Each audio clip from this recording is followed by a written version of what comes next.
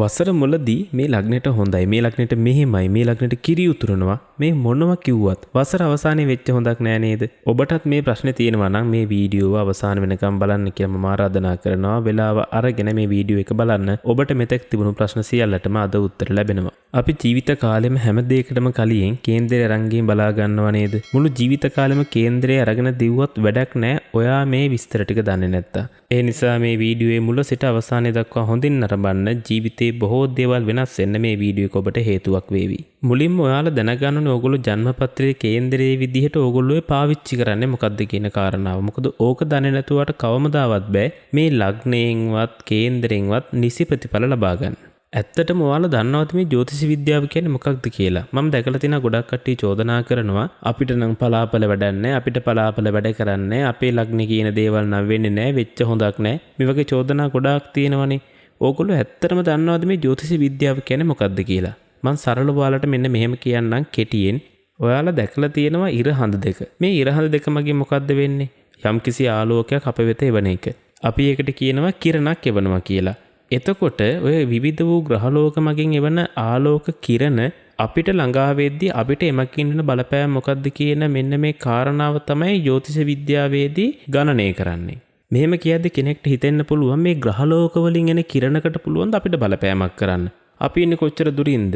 මම ඔබට කියන්නේ මුලින්ම තීරණ ගන්න කලබල වෙන්න එපා. මොකද මේ ශාස්ත්‍රයේ බොරුවක් නම් මෙච්චර කාලයක් මේක පවතින කිසිම හේතුවක් නැහැ. ඔබේ අතේ තියෙන ඔය ජන්මපත්‍රය කියන එක මේ අදෙයේ හැදුන එකක් නෙමෙයි.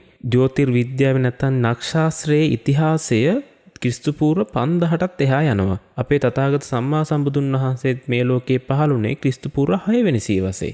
ඔබට ඒ උදාහරණය මගින්ම හිතා ගන්න පුළුවන් ජ්‍යොතිෂ විද්‍යාව කියලා කියන්නේ ජ්‍යොතිෂ ශාස්ත්‍රය කියන්නේ කොච්චර පැරණි ශාස්ත්‍රයක්ද කියලා. බුදුහාමුදුරුවෝ ලෝකෙට පහළ වෙන්නත් කලින් ಭಾರತයේ ඉඳපු නැත්නම් ඉන්දියාවේ ඉඳපු ආධ්‍යාත්මික ශක්තියින් සහිත ඍෂිවරුන්ගෙන් තමයි මේ ශාස්ත්‍රය මුලින්ම ආරම්භ වුනේ. ඔවුන් තමයි නක්ෂාස්ත්‍රය මගින් පලාපල කීමත් ආරම්භ කළේ. ඔබ මේ දක්වා මේ වීඩියෝව නැරඹුවා නම් දැන් ඔබට අදහසක් ඇති. ඇත්තට මේ පලාපල කීම කියන්නේ බොරුවක්ද? එහෙම නැත්නම් ශාස්ත්‍රයක්ද කියන කාරණාව. එහෙනම් අපි දැන් මෙතනින් එහාට කතා කරමු කොහොමද මේ පලාපල මගින් කියන කතාව හරියටම තේරුම් අරගෙන ජීවිතය සාර්ථක කරගන්නේ කියලා. ඔබ මේ කොටස ඇහුවොත් කවමදාවත් ආයේ ජීවිතේ මට නම් කේන්දරෙන් හරි ගිය එකක් නෑ. ඔය කියනේව මට කවදාවත් වෙලා නෑ. අපිට අරව හම්බෙනවකෝ මේව හම්බෙනවකෝ හැබැයි අපිට කිසිම දෙයක් හම්බුන්නේ නෑ. මේ චෝදනා ඔබ ආයේ කිසිම දවසක කරන්නේ නෑ. ඔබ හැමදාම ඇහුවත් ඇත්තට මේ පලාපල කියන්නේ මොකක්ද කියන එක ඔබ දන්නවද? පලාපල කියලා කියන්නේ සරලව කිව්වොත් ඵල සහ අපල කියන දෙක. මොකද්ද ඵල සහ අපල කියලා කියන්නේ? ඔබ කුමන ආගමක කෙනෙක් වුණත් ඔබ දන්නවා හොඳ සහ නරක කියලා දෙයක් මේ ලෝකේ තියෙනවා. ඒ වගේම බුදුදහම දන්න කෙනෙක් නම් දන්නවා කුසල සහ අකුසල් කියලා ಜಾති දෙකක් තියෙනවා. සරලවම කිව්වොත් පලාපල කියලා කියන්නේ අපි කරපු හොඳ නරක අපිට ඵල දෙන විදිය.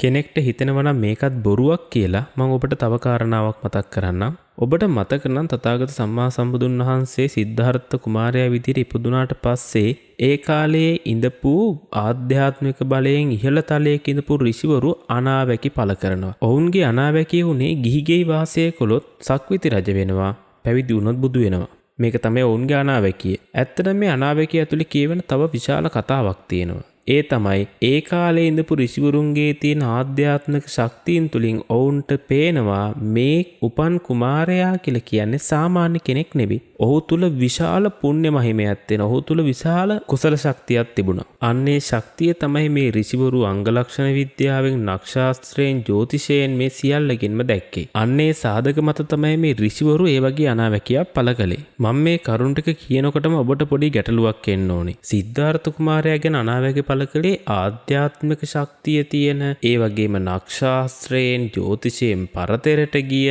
අංග ලක්ෂණ විද්‍යාව දන්න මේ වගේ ගොඩාක් ශාස්ත්‍රයන් වල පරතරට ගිය ඍෂිවරු තමයි මේ අනාවැකි පළ කළේ. ඒතකොට නම් අපි අනාවැකි අහන්නේ වගේ ඍෂිවරුන්ගෙන් නෙවෙයි නේද? ඒතකොට මේ අපි අහන්නේ බොරුද? ඔබට මේකනත් මෙහෙම හිතෙන්න පුළුවන්. මම මේක කියන්න කලින් කාට හරි මේ ප්‍රශ්නේ හිතුණා නම් කිසිම වෙලාවක ඔබ වැරදි කියලා හිතන්න එපා. ඔබ හරියටම හරි. අද ඇත්තටම පලාපල අහන්න වෙන්නේ ආධ්‍යාත්මික ශක්තියින් සහිත ඍෂිවරුන්ගෙන් නෙවෙයි. අංග ලක්ෂණ විද්‍යාව, නැකත් ශාස්ත්‍රය මේ සියල්ල දන්න, සියල්ලගේ පරතරට ගිය ඍෂිවරුන්ගෙන් නෙවෙයි අපිට බොහෝ වෙලාවල් වලදී මේව අහන්න ලැබෙන්නේ. මේක කියනකොටම ඔබේ හිතේ නැගෙන්න පුළුවන් ප්‍රශ්නයක් තියෙනවා. ඒ තමයි එතකොට මේ අහන පලාපල වැඩක් නැද්ද? මේවා බොරුද? මම ඔබට ආයිත් කියනවා තීරණය ගන්න තාම කලබල වෙන්න එපා. තවම වෙලාව තියෙනවා. මේ වීඩියෝ අවසන් වෙද්දී ඔබේ මේ තියෙන ප්‍රශ්න සියල්ලටම පිළිතුරු ලැබෙනවා.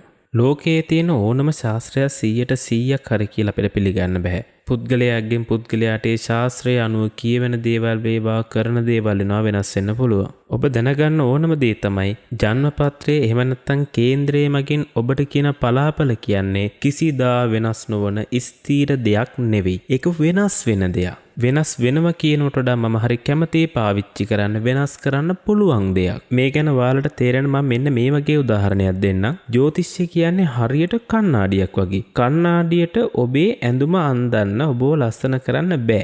හැබැයි ඔබට කණ්ණාඩියෙන් බලලා ඔබේ අඩුපාඩු හදාගන්න පුළුවන්. ඔබ ඇඳුමක් ඇඳලා ඔබ ගමනක් යන්න කලින් ඔබ කරන්නේ මොකක්ද? ඔබ කණ්ණාඩිය ඉස්සරහට කියලා බලනවා ඔබේ හැඩ. මේ මම ඇඳපු ඇඳුම හොඳයිද? මගේ කොණ්ඩේ හොඳයිද? මේ සියල්ල බලනවා. ඔබ ජ්‍යොතිෂය ගැනත් ඒ වගේ හිතන්න ඕනි. ජ්‍යොතිෂය කියලා කියන්නේ කණ්ණාඩියක්. කණ්ණාඩියෙන් කරන්නේ අපේ ප්‍රතිරූපය. නැත්තම් අපිට වෙන්න පුළුවන් දේ, අපිට නොවෙන්න පුළුවන් දේ, අපේ තියෙන ගැටලු, අපේ තියෙන ප්‍රශ්න මෙන්න මේවා පෙන්වන එක තමයි ජ්‍යොතිෂය මගින් කරන්නේ. මට හිතා ගන්න බැරි එකම දේ තමයි මිනිස්සුන්ට ඇයි මේ දේ තේරෙන්නේ නැත්තේ කියන එක. මිනිස්සු හිතන්නේ කේන්දරයෙන් කිව්ව එකම නැත්තම් ජන්මපත්‍රයෙන් පලාපල කියද්දී ඔබ මේ වසරේදී ධනවතෙක් බවට පත් වෙනවා. ඔබේ ජන්මපත්‍රයේ ඔබේ කේන්දරේ ඔබ ධනවතෙක් බවට පත් වෙනවා කියලා කිව්වේ ගම වටේම තියෙන සල්ලි ඔබ ළඟට ගලාගෙන ඉන්නේ නැහැ. මොකද මේ එහෙම කරන්නේ කොහොමද? මේක මේ විශ්වකර්මයක්වත් එහෙම නැත්තම් මේක මැජික් එකක්වත් නෙවෙයිනේ. ඒ අනාවැකිය මගින් කියන්නේ ඔබ මෙතෙක් කරන වැඩවලට බාධා තිබුණා නම් ඒ සියල්ල අවසන් වෙනවා. ඒ නිසා ඔබට විශාල ධනස්කන්ධයක් ලබා ගැනීමේ හැකියාව තියෙනවා කියලා. එහෙම නැතුව ඔබ හිතනවා නම් මේ කොහෙවත් තියෙන සල්ලි නිකන් ඔබ ළඟට කොට්ටයටින් කවුරුහරි ගෙනත් තියන වගේ දේවල් වෙනවා කියලා අන්න එහෙම හිතනකොට තමයි මේ ශාස්ත්‍රයේ බොරුවක් වෙන්නේ. මේ ශාස්ත්‍රය මකින් කියන්නේ ඔබ මේ දේවල් කරනවා නම් ඔබට මේ වසරේදී සාර්ථක කරගැනීමේ අවස්ථා පවතිනවා. වෙනදා තරම් ඔබට බාධා නැහැ. ඔබට විශ්වෙන් පවා ඔබේ ධනවත් භාවය වැඩි කරගන්න, ඔබේ ආර්ථික ශක්තිය වැඩි කරගන්න ඔබට හැකියාව තියෙනවා කියන කාරණාව. ඒ හැර ඔබේ ජන්මපත්‍රයේ ඔබට ධනලාභ තියෙනවා කියන පමණින් ධනෙ ඔබ ළඟට ගලාගෙන එන්නේ නැහැ. ඔබ ඒකට දෙයක් කරන්න ඕනේ. ඔබ යම් දෙයක් කරනවාද ඊට අනුරූපව තමයි ප්‍රතිඵල ලැබෙන්නේ. ජන්මපත්‍රයේ මගින් සරලව කියන්නේ ඔබට මේ දේ සාර්ථක කරගන්න ඔබ දැරිය යුතු ශක්තිය මොකක්ද කියන එක. මේ වීඩියෝ නරඹන බෞද්ධයෝ ඉන්නවා නම් ඔබ හිතන්න බුදුන් වහන්සේ ගැන. බුදුන් වහන්සේට බුද්ධත්වයේ නිකන් හම්බුන්නේ නැහැ. උන්වහන්සේ සාරාසංග කල්ප ලක්ෂ ගණනාවක් මුළුල්ලේ පෙරුම් දම් පිරුවා කියලා තමයි මම අහලා තියෙන්නේ. ඒ නිසා ඔබ හිතන්න එපා මේ ඔබේ ජන්මපත්‍රයෙන් ඔබේ කේන්දරයෙන් වේවා මේ මොහොකින් කිව්වත් ඔබට මෙහෙම වෙනවා, ඔබට මේව ලැබෙනවා, මේ කොහොම කිව්වත් ඔබ ඒ ඕනෑම දෙයක් ලබා ගන්න ඔබ වැඩ කරන්න ඕනේ. ඔබ මහන්සි වෙන්න ඕනේ. එහෙම නැතුව කිසිම වෙලාවක ඔබ හිතනවා නම් ඔබට කිසිම දෙයක් ලැබෙන්නේ නැහැ කියලා මට සරලවම ඔබට කියන්න තියෙන ඔබට කවමදාවත් කිසිම දෙයක් ලැබෙන්නේ නැහැ. මොකද ඔබ හැමතිස්සෙම මට අරව ලැබෙන්නේ නැහැ, මට මේව ලැබෙන්නේ නැහැ, මට අරක කරන්න බෑ, මට මේක කරන්න බෑ කිය හිත ඉන්නවා නම් මට ඔබම කියන්න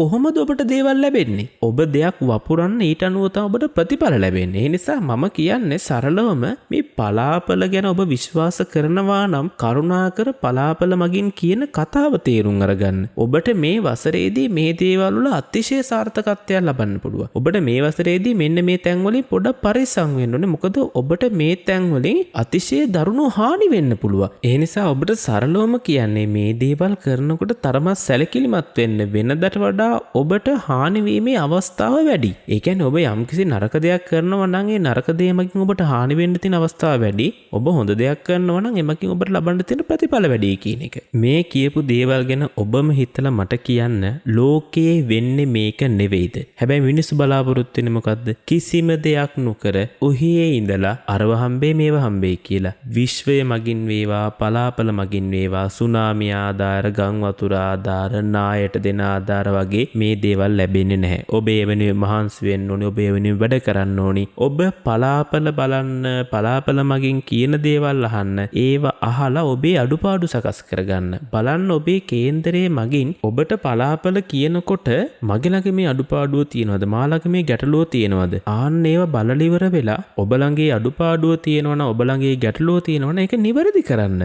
මොකද ඔබේ අඩුපාඩුව දිගින් දිගට පැවැත්වුවොත් අනිවාර්යයෙන්ම මේ වසරේදී ඔබට විශාල කරදර වලට මුහුණ පාන්න වෙනවා. ඕන්න ඔය සරල අවබෝධය ඔබ මුලින්ම තබා ගන්න. මොකද ඔය සරල අවබෝධය නැතුව ඔබ කේන්දරේ මුළු ජීවිත කාලය පුරාවටම බැලුවත් ඔබට ප්‍රතිඵල ලබන්න බෑ. මොකද කේන්දරෙන් කියන්නේ ඔබට මෙන්න මේ තැන් වල ගැටලු තියෙනවා කියලා මිසක් ඔබට මේ ගැටලුව තියෙනවා කවදාවත් මේක කරන්න බෑ. ඔබට මෙන්න මෙහෙම ලැබෙන්න තියෙන ඔබට අනිවාර්යෙන් ලැබෙනවා. ඒ ඕනෑම තැනකදී ඕනෑම දෙයකදී ඔබ විසින් දැරිය යුතු ශක්තියක් වගේම සරල වචනයෙන් කිව්වොත් ඔබ මේ ලෝකයට ගෙවිය යුතු වන්දියක් තියෙනවා. ආන්නේ වන්දිය ගෙවන්න ආන්නේ ශක්තිය ලබා දෙන්න එවිට ඔබට ඔබේ ලග්නය මගින් කිව්ව පලාපල ලැබෙනවා. සරලවම ඔබ ඔබේ අඩුපාඩු අඩු කරගෙන ඔබ පුළුවන් තරම් දිරිමත් වෙලා ඔබේ ගමන යන්න ඔබ උත්සාහ කරනවා නම් මට ඔබම කියන්න ඔබට වරදින්න පුළුවන්ද? සමහර විට ඔබ හිතන විදියට දේවල් කරගන්න බැරි වෙන්න පුළුවන්. ඒත් ඔබ බිඳුවේද නැහැ. ඔබ දෙයක් පටන් අරගෙන ඔබ කරගෙන යනවා. ඒ කියන්නේ අවසානයේදී අද නොවුනත් නුදුරු දවසකම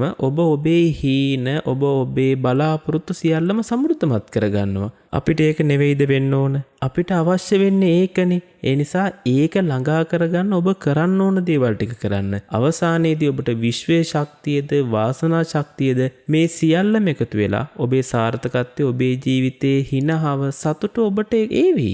ඒ දවස වෙනකන් ඔබ කැපවීමෙන් වැඩ කරන්න. එවිටයි ඔබට දේවල් ජීවිතේ හම්බෙන්නේ. මෙතෙක් කාලයක් ඔබට සතුට, නිදහස, සැනසීම, ඔබේ සාර්ථකත්වයේ ධනය මේවා ඔබට හම්බුනේ නැත්තම් ඔබ ආපස්සට හිතලා බලන්න. ඔබට ඔබේ ගමන යන්න බාධා වෙලා තියෙන්නේ ජන්මපත්‍රයේද නැත්තම් ඔබම බුද්ධිමත් නොවි ගත්ත තීරණද? ඔබ බලන්න ඔබේ ජීවිතේ ඔබ අරන් තියෙන තීරණ ගැන.